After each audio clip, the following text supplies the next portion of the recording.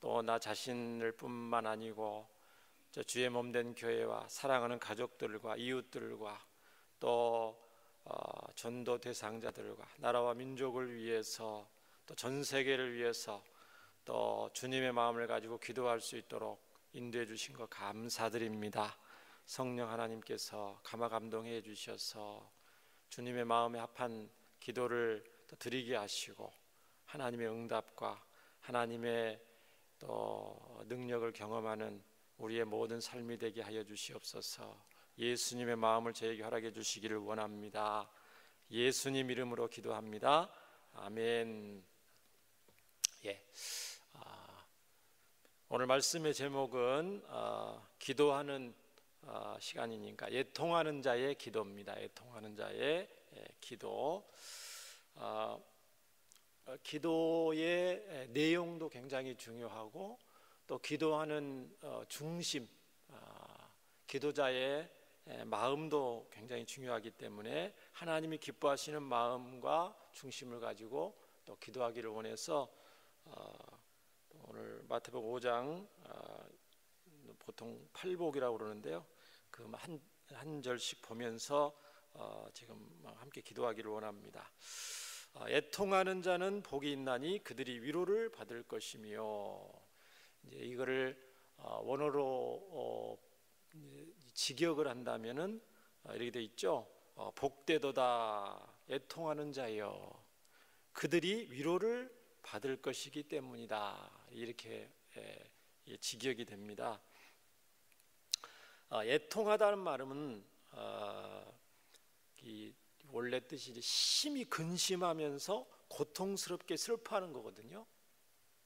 너무너무 근심하면서 이 고통스럽게 슬퍼하는 거예요. 슬퍼하다는 이 표현이 학자들에 따르면 성경적으로 한 8가지 강도가 있다고 그래요. 근데 그 중에서 최고 강도의 슬픔을 표현할 때 이 원어 우리 애통하다, 우리 한글로는 애통하다라는 이 번역을 이렇게 했어요. 이거는 마태복음 우리 지난 시간에 5장 3절에 이렇게 있죠. 심령이 가난한 자는 복이 있다. 천국이 그들의 것이다. 심령이 가난한 자는 영적으로 파산한 상태입니다. 하나님, 나 스스로는 아무것도 할 수 없습니다. 하나님 외에는, 하나님의 도움 없이는, 하나님이 주관하시고 다스려 주시지 않고서는 저는 이 땅에서 할 수 있는 것이 아무것도 없습니다. 그걸 이제 심령이 가난한 자라고 표현을 했다고 그랬잖아요. 그 심령이 가난한 자가 느끼는 감정적인 필연적인 상태가 뭐냐면은 애통하는 마음이 돼요. 가난한 자 따로, 심령이 가난한 자 따로, 애통하는 자 따로가 아니고 8개 이거는 다 연결이 되는 거예요.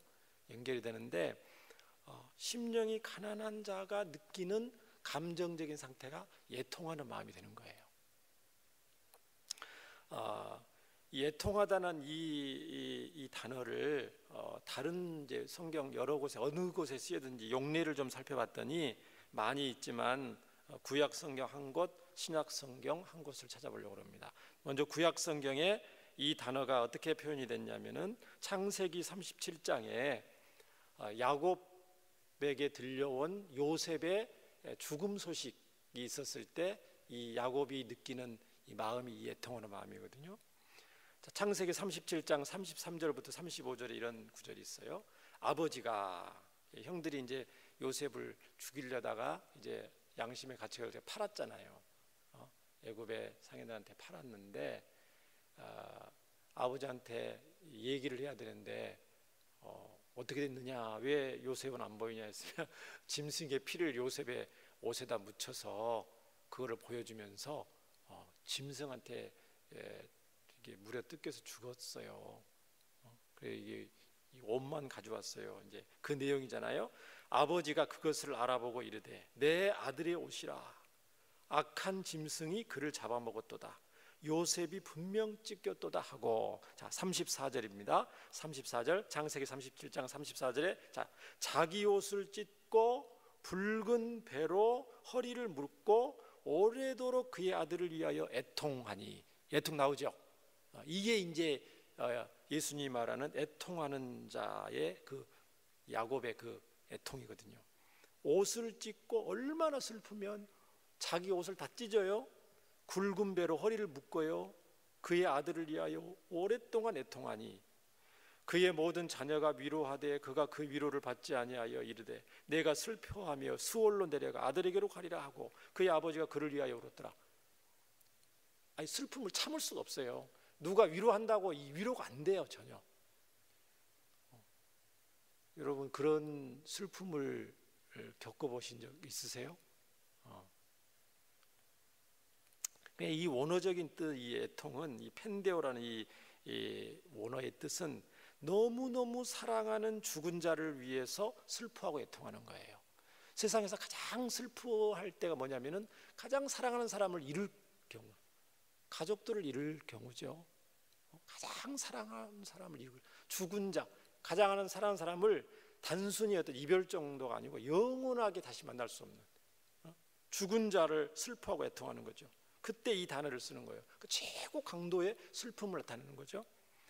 주체할 수가 없어요. 스스로를, 슬픔을 주체할 수가 없어요. 아, 내가 이렇게 울면 안 되지. 그런다고 해서 주체할 수 있는 게 아니에요. 컨트롤이 안 되는 슬픔. 부모님 돌아가실 때 물론 많이 슬퍼하죠. 근데 부모님 연세대가 돌아가셔서 슬퍼하긴 하지만 이제 그 강도보다 큰 거예요. 야곱이 사랑하는, 가장 사랑하는 아들 요셉을 잃었을 때의 그 슬픔이란 말이에요, 성경에. 최고의 슬픔이라고 그러잖아요.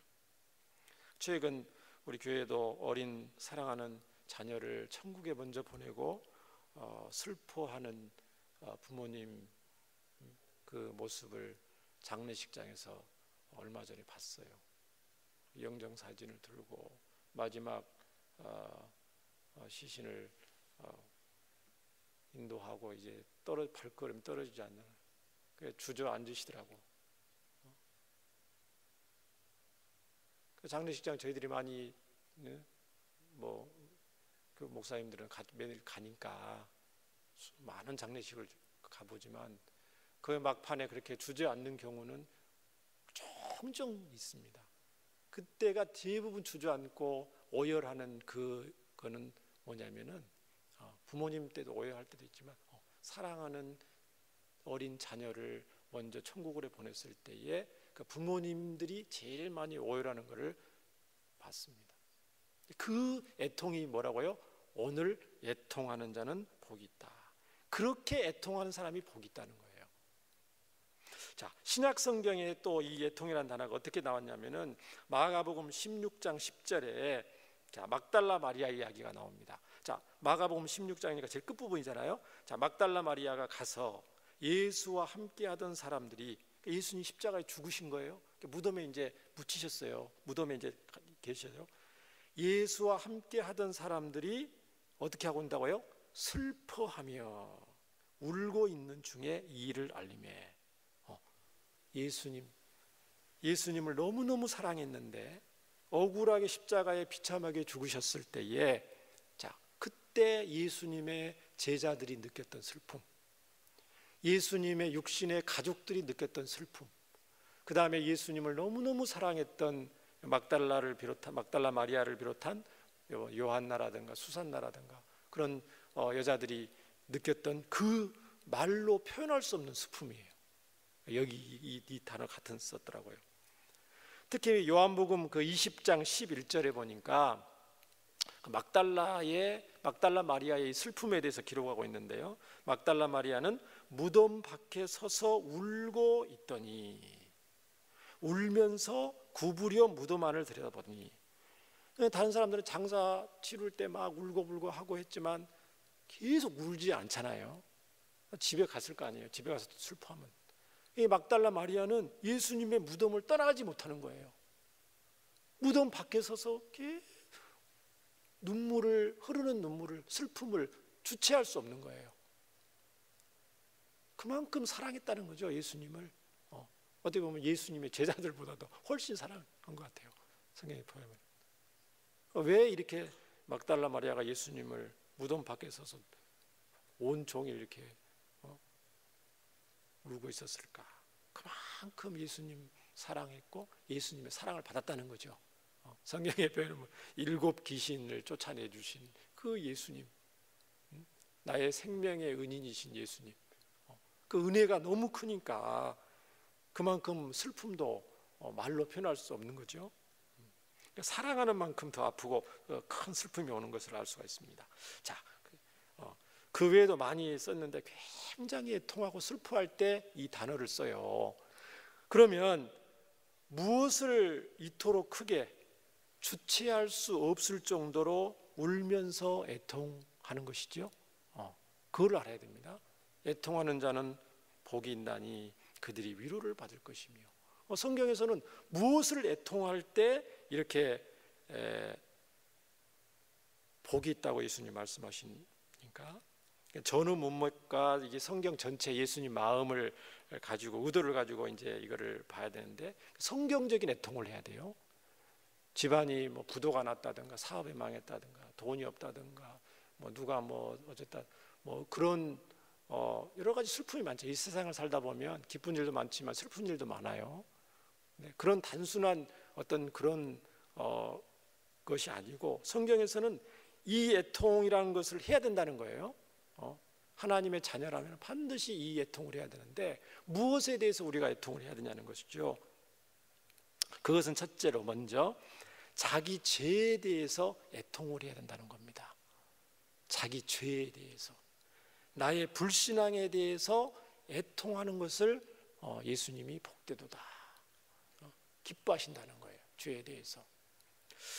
자, 왜 그러냐면 이 성경 전체를 보면은 하나님은 사랑의 하나님인데요, 창세기 처음 에덴 동산을 저와 여러분 보시면 인간들을 만드셨을 때부터 하나님은 너무너무 우리 인간들을 사랑하셨죠.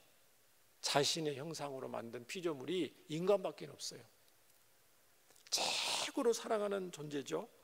그러니까 애시당초 이런 사랑하는 우리 사람을 그렇게 만드실 뿐만 아니고 가장 친밀한 관계로, 이 세상의 어떤 피조물보다 가장 친밀한 관계로 우리를 만드셨어요. 친밀하다는 것은 함께하기를 원하신다는 거죠. 함께한다는 뭔 말이에요? 가장 사랑한다는 거죠. 가장 사랑한다, 사랑하니까 함께하고 싶다, 친밀하다, 그런 존재로 우리를 만들었는데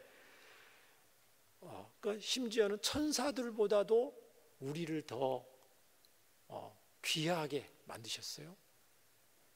천사들보다 더 우리를 귀하고 더 가까이 창조하셨다고 성경에 돼 있어요. 근데 이 하나님이 그러면서도 사랑의 하나님이면서도 거룩하신 하나님이시잖아요.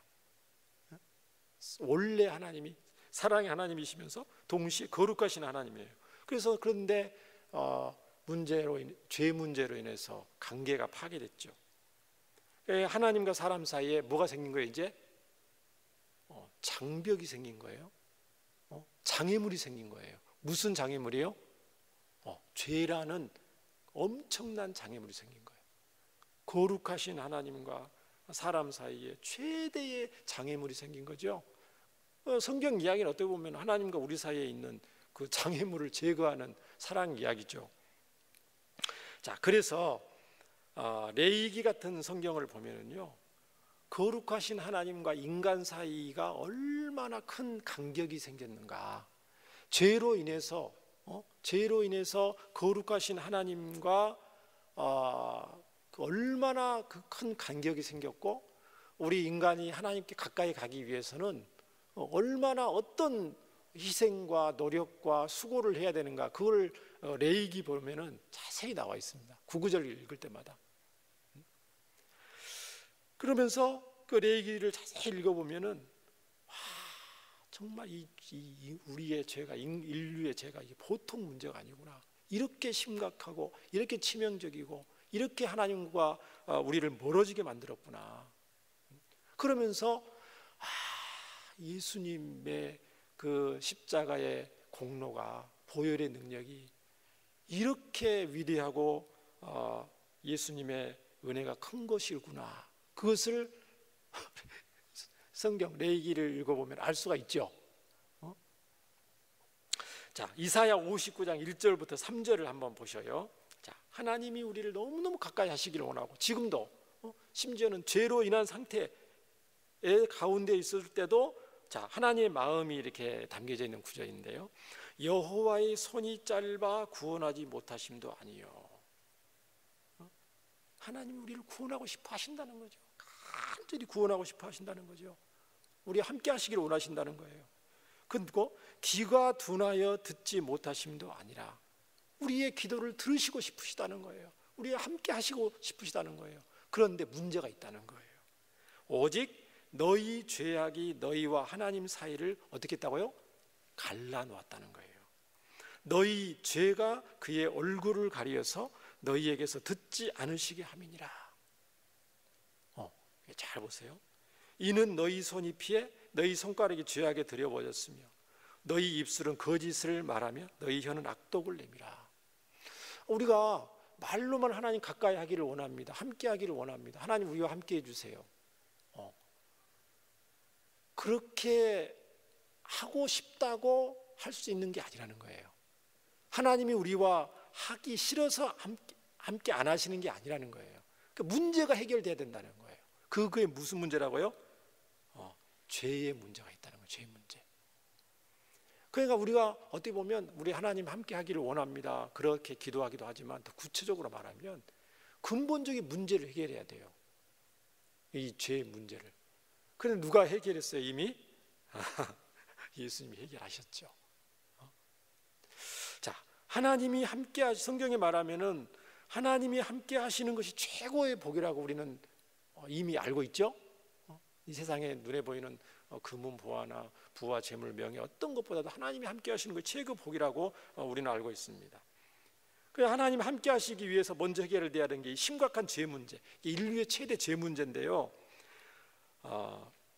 예수님이 해결하셨고 예수님을 통해서 해결하셨고 저와 여러분은 예수님을 영접하고 예수님 주님으로 모시기 때문에 저와 여러분은 최고의 복을 이미 받은 줄 믿습니다. 아론의 아까 축복 찬양을 우리 드렸는데요. 그 복을 이미 받았어요. 예수님 안에서 하늘에 속한 모든 신령한 복을 우리에게 주셨다고 돼 있죠. 에베소서 1장 3절에. 그런데 자, 예수님을 만났어요. 이제 예수님을 모시고 살고 있어요. 하나님의 자녀가 되었어요. 예수님의 제자가 되었어요. 예수님 영접하고 나서도 안타깝게도 우리 자신들은 여전히 부패한 본성과 타락한 세상의 영향을 받아서 또 반복해서 죄를 짓죠. 이게 문제죠. 또 이게 또 이미 죄 문제가 근본적으로 해결됐는데 우리는 매일매일 또 죄를 짓고 살기 때문에 우리 안에 계신 성령님 또 우리에게 있는 신앙의 양심 때문에 늘 우리는 또 가책을 받고 또 말할 수 없는 탄식을 합니다.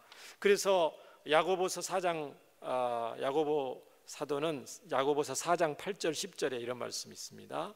자, 또 하나님을 가까이 하라. 그리하면 너희를 가까이 하시리라. 그런데 자, 가까이 하는데 어떻게 가까이 할 수 있다고요? 죄인들아 손을 깨끗이 하라. 이 죄 문제를 해결하는 거예요.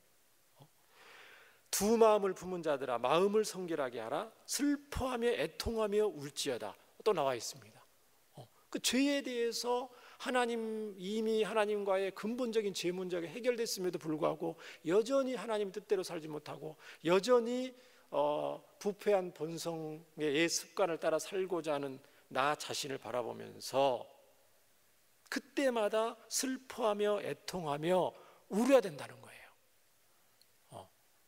예수님의 마태복음 5장 4절 말씀을 또 이렇게 야고보 사도를 통해서 이렇게 너무 성경으로 해석해야 되는데 너무 이게 잘 나와 있어요. 너희 웃음을 애통으로 바꾸고 너희 즐거움을 근심으로 바꿀지어다. 그러니까 주 앞에서 그렇게 하려면 주 앞에서 낮춰야 되겠죠. 주 앞에서 낮추라. 그리하면 주께서 너희를 높이시리라. 오늘 마태복음 5장 이 4절에 1차 수신자가 누구예요? 마태복음 5장은 누구를 직접적인 대상으로 쓰여져 있어요? 무리들이에요? 불신자들이에요? 바리새인들이에요? 예수님의 제자들이에요? 1절에 나와 있죠.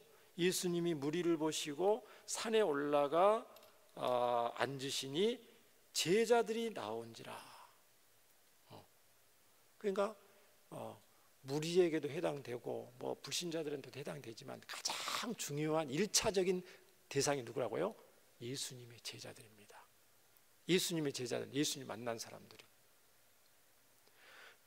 병행구절인 누가복음 6장 20절에는 더 분명히 나와 있어요. 무리들이 아예 없어요. 성경 구절에.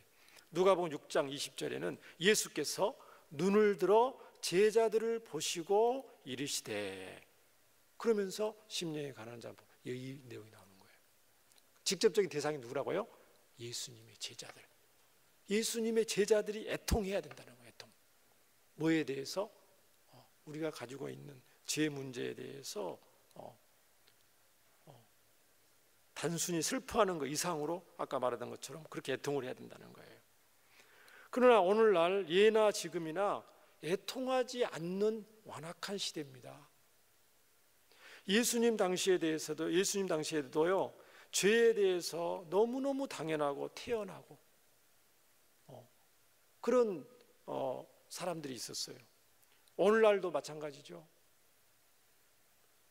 너무 무자비하고 잔인하고 너무 악한 죄임에도 불구하고 다른 사람이 죄를 지으면 막 그렇게 비방하고 잡아먹을 듯이 그렇게 막 그렇게 하면서 정작 자기와 자기 주위 사람들과 자기 단체에서 죄를 지으면 소위 말하는 뭐가 많습니까? 내로남불. 그 표준말도 아닌데 그 얼마나 많으면 그 표현을 쓰겠어요. 그렇죠? 마태복음 11장 15절 17절에 예수님께서도 너무너무 안타까우셔서 이런 말씀을 해주셨어요.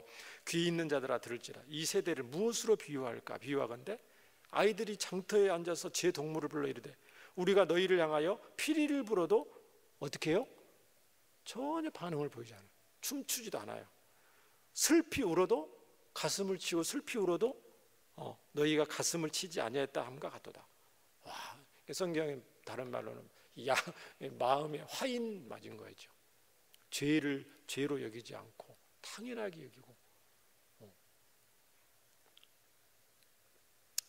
그럼에도 불구하고 자기의 죄와 자기 죄뿐만 아니고 민족의 죄까지 가지고 하나님께 나아가서 애통했던 성경의 선배들, 위인들이 있어요. 있지요? 있어요. 정말 하나님이 기뻐하시는 분들이 있었어요. 자, 대표적으로 우리가 잘 알던 하나님 마음에 합했던 다윗, 애통했습니다. 이 성경의 이 단어처럼 애통한 사람들 지금 말하는 거예요. 첫 번째로 다윗. 밧세바를 취하고 완전 범죄를 꿈꾸기 위해서 우리야까지 전쟁터에서 보내 죽였잖아요. 근데 나단 선지자가 다윗한테 와서 비유를 들면서 얘기를 하고 당신이 그 사람입니다. 그랬더니 다윗이 뭐라고 말합니까? 내가 하나님 앞에 범죄했습니다. 그 즉시 이제 그 얘기를 해요. 사무엘 하 말씀에 돼 있는데 이제 그 내용을 이제 시편에 이제 자기의 그 당시의 심정을 표현하는 시편 51편도 있고 시편 6편 6절에 이런 표현을 합니다. 내가 탄식함으로 피곤하여 밤마다 눈물로 내 침상을 띄우며. 아니 얼마나 많이 울었길래 자기의 침상이 둥둥 뜰 정도로 눈물을 많이, 물론 시적인 표현이지만 그만큼 슬퍼했다는 거죠. 눈물이 많이 흘려서 자기 침상이 둥둥 떠 있다니까요. 자기 침대가. 눈물로 내 요를 적시나이다. 그런 표현 있죠? 그렇게 애통했다는 거예요. 자기 죄에 대해서 다윗이 하나님 앞에서.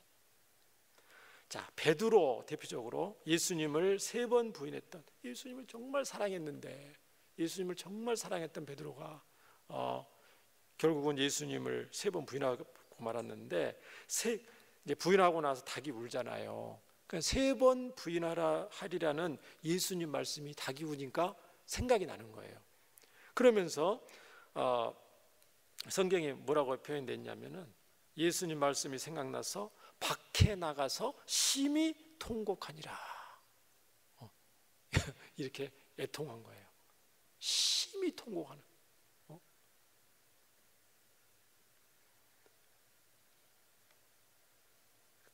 또 성경에 보면 이렇게 또 애통한 사람이 있는데 사무엘상 1장 10절 11절에 너무너무 괴로운 문제 때문에 하나님 앞에 나아가서 기도했던 여인이 있었습니다. 그 사람 누구죠? 한나. 그죠? 너무너무 괴로운 문제 때문에 하나님 앞에 나와서 한나가 기도하는데 성경에 뭐라고 되어 있냐면 한나가 마음이 괴로워서 여호와께 기도하고 통곡하며 소원하여 이르되 만군의 여호와여 만일 주의 여종의 고통을 돌아보시고 나를 기억하사 주의 여종을 잊지 아니하시고 주의 여종에게 아들을 주시면. 마음이 괴로워서 기도하면서 통곡하면서 하나님 앞에 울면서 기도했다는 거예요. 너무너무 속상하고 애통해서. 응답을 받아야 안 받아요? 애통에 응답 받았죠. 다윗 하나님의 베드로 하나님 예수님과 관계가 회복됐고, 그렇죠?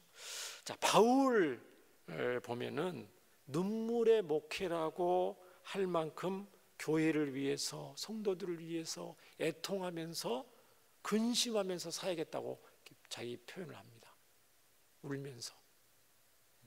울면서 성도들을 위해서 기도하고 애통하며 기도하고 회개하지 않는 사람이 회개하고 돌아오기를 하나님 앞에 기도하는 그런 모습을 볼 수가 있고요. 그러면 예수님은 어떠셨을까요? 예수님은 이 땅에 계실 때에, 이 땅에 사실 때 예수님은 애통하시면서 사명을 감당했다는 구절이 있습니다. 히브리서 5장 7절을 한번 보시기 바랍니다. 히브리서 5장 7절. 그는 육체에 계실 때에 자기를 죽음에서 능히 구원하실 이에게, 하나님이죠. 하나님께 심한 통곡과 눈물로 간구와 소원을 올렸고, 이 표현이 있죠. 예수님도 애통하면서 눈물로 기도하시면서 사명을 감당하셨다는 거예요.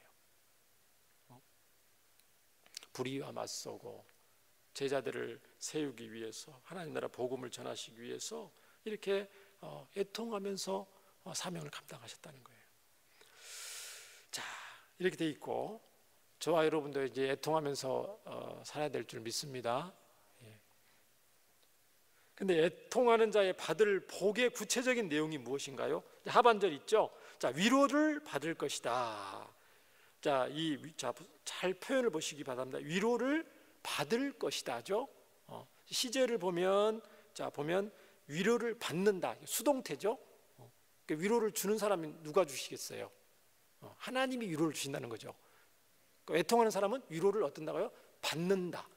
근데 미래니까 앞으로 받을 것이다. 미래죠, 미래. 수동태 미래.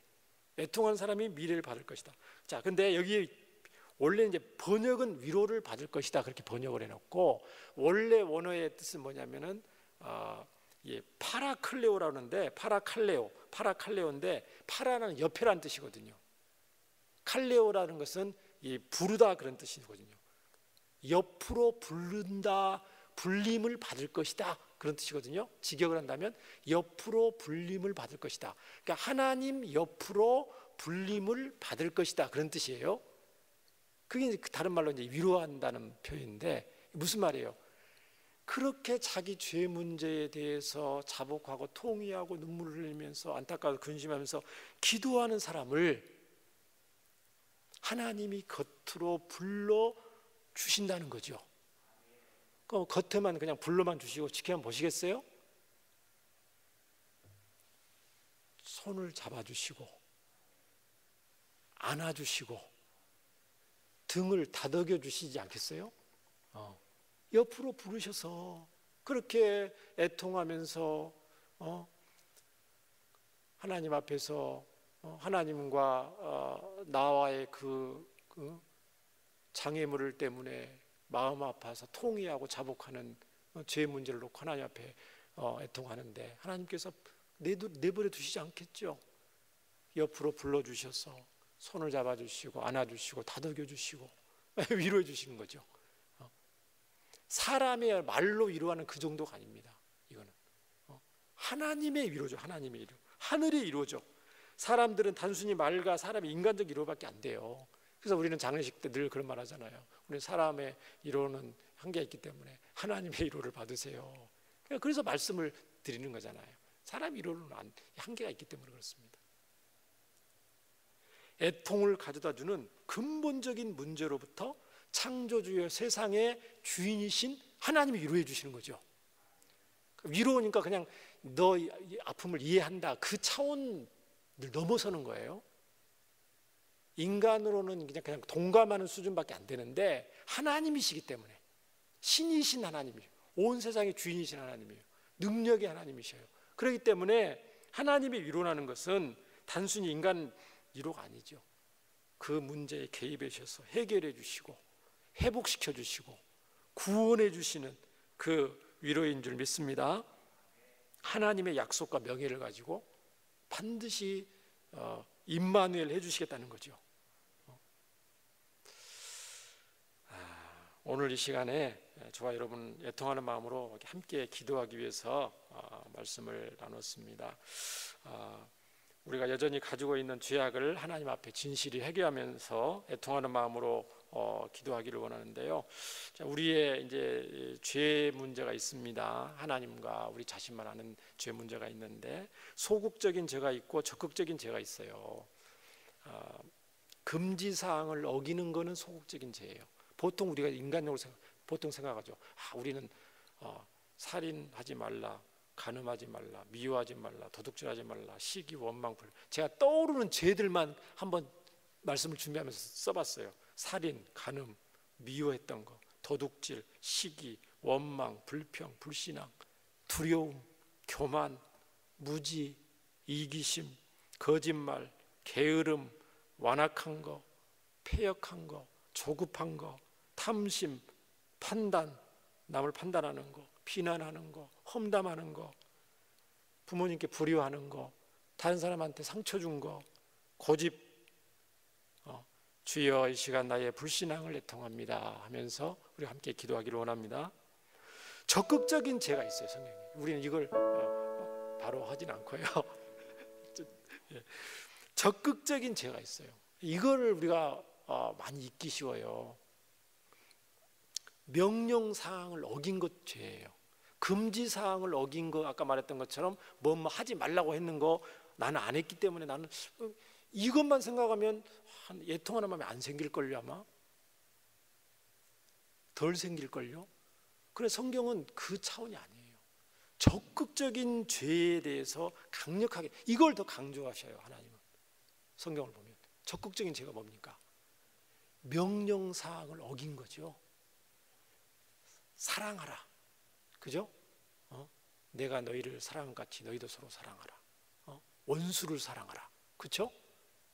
이거 보통 하나님 앞에 큰 제가 그걸 놓고 하나님 앞에 회개하자는 거죠. 하나님, 더 사랑하지 못한 것을 이 시간 애통합니다. 용서하라. 70번씩 용서하지 못한 거. 화목하라. 또 섬기라. 나눠주라.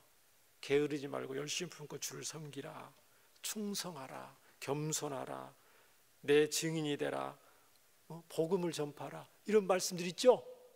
좋은 말씀들, 이 적극적인 이 명령 말씀을 우리가 더 지키지 못한 거 우리가 돌아보면서 이 시간에 애통하기를 원합니다. 종합하면 우리를 창조하신 목적대로, 하나님이 우리를 부르신 목적대로 거룩한 뜻대로 살지 못한 것을 우리가 애통할 수 있기를 바랍니다. 뿐만 아니고요, 나뿐만 아니고 내 죄뿐만 아니고 성경을 보면 하나님 기뻐하시는 것은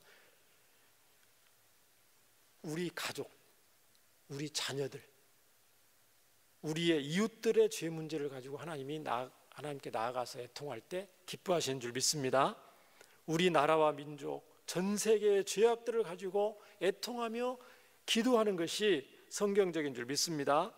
예수님 이런 말씀하셨어요. 예수께서 돌이켜 그들을 향하여 이르시되 예루살렘 딸들아, 나를 위하여 울지 말고 누구를 위하여 울라라고요? 너와 너희 자녀를 위하여 울라. 애통하라는 거죠.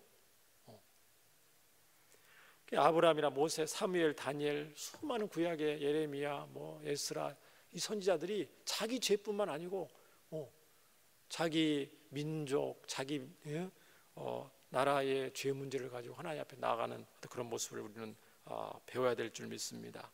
가족들의 나의 남편, 우리 남편, 아내, 자녀들, 부모님들의 여러 악한 것들이 있어요. 떠오르면 우리가 애통하기를 원하고요. 또 고집과 우리 자녀들의 어떤 고집, 또 불신한 것들, 또 연약함들도 하나님 앞에 나아가기를 원하고, 또 이웃들, 또 우리 성도들, 셀 가족들, 혈육의 친척들, 또 전도 대상자와 이웃들의 그런 죄와 허물, 또 불신앙과 그런 것들이 있으면 그것도 하나님 앞에 나아가서 회개하고,